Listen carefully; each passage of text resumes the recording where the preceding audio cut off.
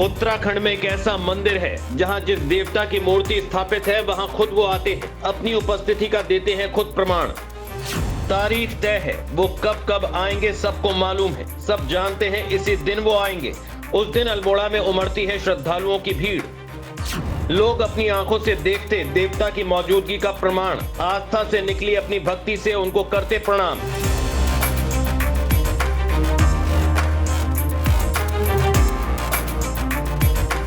उत्तराखंड को देवभूमि कहा जाता है। यहाँ देवों के देव महादेव का वास है। यहाँ सृष्टि के पालक भगवान विष्णु का निवास है। यहाँ माँ शक्ति का संसार है। ये पवित्र भूमि है जहाँ पवित्रता का वास है। ये जमीन अद्भुत, अद्वितीय और अकल्पनीय है। यही देवताओं में ऐसे देवता हैं जो यहाँ आते हैं। उनके आने की तारीख तय है। वो आते हैं, अपनी उपस्थिति दिखाते हैं, हर कोई अपनी आंखों से देखता है। उनका आना तय है, यहाँ तक कि तारीख भी तय है।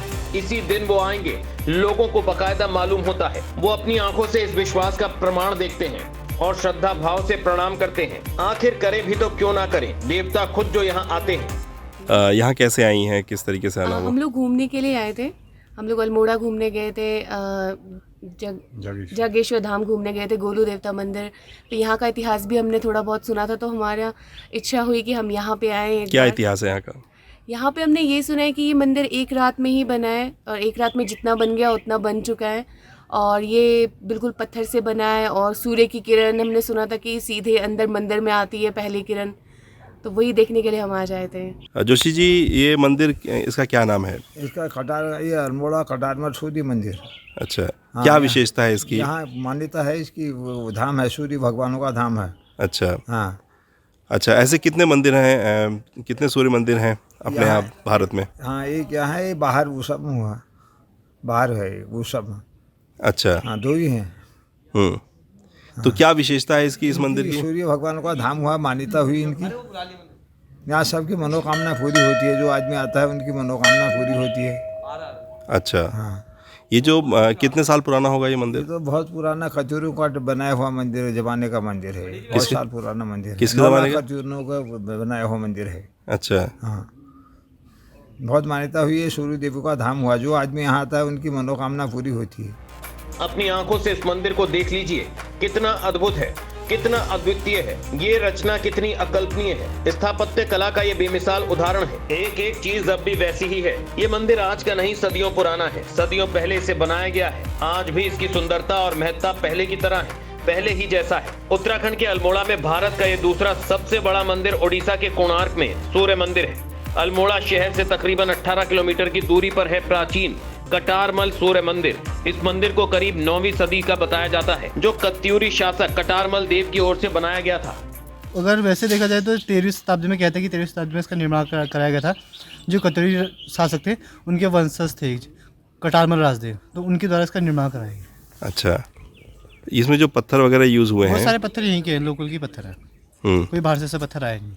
अच्छा, ये जो इसकी शैली है वो बताई जा रही है? नागर शैली की उसमें बना है। नागर शैली तीर्थ श्रेणी में। ये क्या होती है? ये जैसे हर किसी की अपनी एक शैली होती है ना, जैसे आप दक्षिण भारत में जाएंगे तो आप वहाँ द्रोण शैली मिलेगी। तो वहाँ जो उत्तराखंड की शैली है नागर शैली है। नागर शैली, जिसे हम उत्तराखंडी शैली भी कहते हैं। नागर शैली में तीर्थ श्रेणी में। क्या मान्यता है इस मंदिर की? इसकी मान्यता है कि यहाँ पर सूर्यदेव विराजमान यहाँ स्थापित है।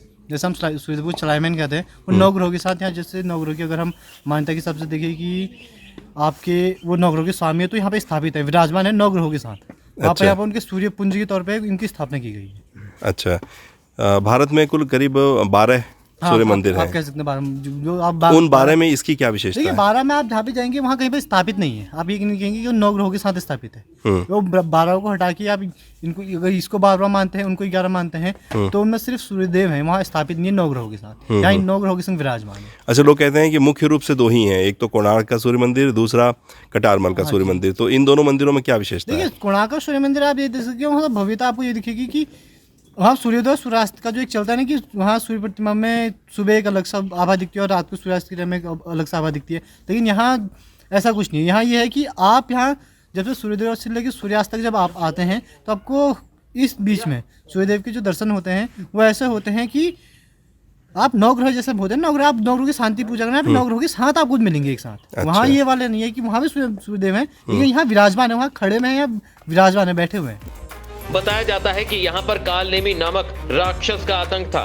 तो यहाँ के लोगों ने भगवान सूर्य का आवाहन किया। भगवान सूर्य लोगों की रक्षा के लिए बरगद में विराजमान हुए, तब से उन्हें यहाँ बड़े आदित्य के नाम से भी जाना जाता है। ओडिशा के कोणार्क मंदिर के बाद इसे देश का दूसरा सबसे बड़ा सूर्य मंदिर माना जाता है। कटारमल सूर्य मंदिर में स्थापित भगवान बड़े आदित्य की मूर्ति पत्थर या धातु की ना होकर बड़े से पेड़ की लकड़ी से बनी है, जो कि गर्भगृह में ढककर रखी जाती है। इस परिसर में छोटे बड़े मिलाकर कुल 45 मंदिर हैं। पहले इन मंदिरों में मूर्तियां रखी हुई थी, जिनको अब गर्भगृह में रखा गया है। बताया जाता है कि कई साल पहले मंदिर में चोरी हो गई थी, जिस वजह से अब सभी मूर्तियों को गर्भगृह में रखा गया है। इस मंदिर में चंदन की लकड़ी का दरवाजा हुआ करता था, जो दिल्ली म्यूजियम में रखा गया है। इस मंदिर में साल में 2 बार सूर्य की किरणें भगवान की मूर्ति पर पड़ती है। 22 अक्टूबर और 22 फरवरी को सुबह के समय ये देखने को मिलता है।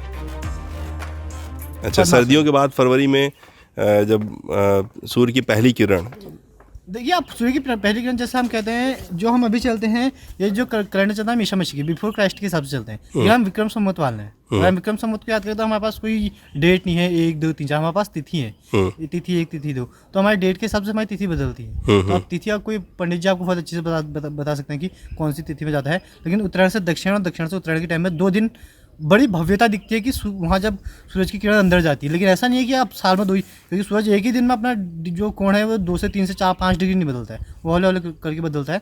तो दिखेगी आपको डेली, 1 हफ्ता या 2 हफ्ता, 1 हफ्ता इधर ले लीजिए उत्तरायण दक्षिण में, 1 हफ्ता दक्षिण उत्तरायण में ले लीजिए, वो दिखेगी आपको मंदिर से जाते हो। लेकिन जो भव्यता है वो सिर्फ 2 ही दिन जाती है। जो यहाँ से जाती है कि सामने से आपको ईस्ट फेसिंग जो ईस्ट फेसिंग मंदिर है, सामने से ईस्ट से सूरज जब निकलता है तो सीधे से यहाँ से अंदर सूरज की पहली रोशनी जाती है। अब उसमें सबसे बड़ी बात है कि हमको बहुत अच्छे से पता है कि जो लाइट है वो स्ट्रेट लाइन में ट्रैवल करती है। लेकिन जब आप सामने से देखोगे आपको सूरज इस बीच में कहीं नहीं दिखेगा, या तो पेड़ के उस साइड दिखेगा या तो पहाड़ के इस साइड से दिखेगा। कि एटमॉस्फेयर में कोई रिफ्लेक्शन है उन दिनों में कि सूरज की किरण अंदर जाए, क्योंकि सूरज अगर सामने है अंदर किरण जाए तो नॉर्मल सी बात हो कहीं भी हो सकता है। लेकिन जो बड़ी बात है, जो देखने की बात है, जैसे साइंटिफिक रीजन हम कहें, अभी तक जितनी भी मैंने आपको बताया सब आध्यात्मिक रीजन है। जो साइंटिफिक रीजन है कि सोचिए कि एटमॉस्फेयर में कोई रिफ्लेक्शन उस टाइम से आज तक है, तो इसमें मतलब एटमॉस्फेयर में कोई रिफ्लेक्शन उन्होंने देखा कि एटमॉस्फेयर में रिफ्लेक्शन हो गया, सीधे सूरज की किरण अंदर जा रही है। इस मंदिर को प्राचीन काल का बताया जाता है। यहाँ के लोगों ने भगवान की मूर्ति पर सूर्य की किरणें पड़ती हुई साक्षात देखी हैं। 22 अक्टूबर को जब सूर्य उत्तरायण से दक्षिणायन जाते हैं, तब सूर्य की किरणें प्रतिमा पर पड़ती हैं, और जब दक्षिणायन से उत्तरायण सूर्य जाते हैं तो 22 फरवरी को सूर्य की किरणें भगवान की प्रतिमा पर पड़ती हैं। इस मंदिर में हर महीने हजारों की संख्या में श्रद्धालु पहुंचते हैं।